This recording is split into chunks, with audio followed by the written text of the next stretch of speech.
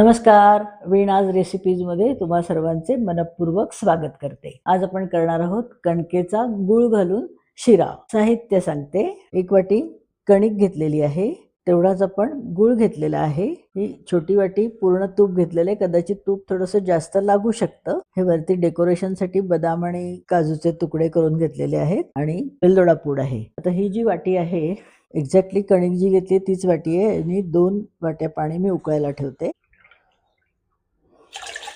त्याच ह्याच्यामध्ये मी हा सर्व गूळ घालते, इकडच्या गॅसवर उकळायला ठेवते।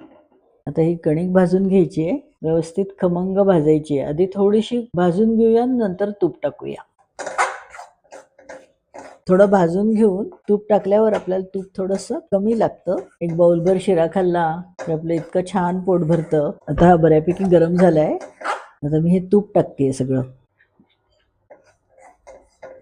गॅस बारीक केलाय, खमंग भाजल्याचा वास यायला लागला की आपला कणकेचा शिरा छान होणार। इकडे गूळ विरघळला आणि पाण्याला उकळी आली की आपण हे पाणी याच्यावर टाकायचं। आता माझा गॅस हा बारीकच आहे, कणिक पण व्यवस्थित भाजली गेलेली आहे।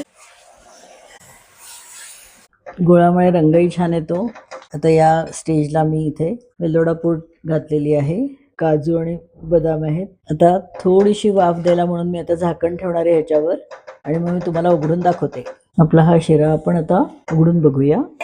मस्त वाफ पण आली आहे आणि छान आळला पण येतो, व्यवस्थित आपला शिरा झालेला आहे। हा आणखीन थोडासा गार झाल्यानंतर थोडासा घट्ट होतो, काढून घेऊया। मी गॅस बंद करते। कणकेचा गूळ घालून केलेला शिरा तयार झालेला आहे। करून बघा आणि मला कमेंटमध्ये सांगा, केला की नाही, आवडला की नाही। धन्यवाद।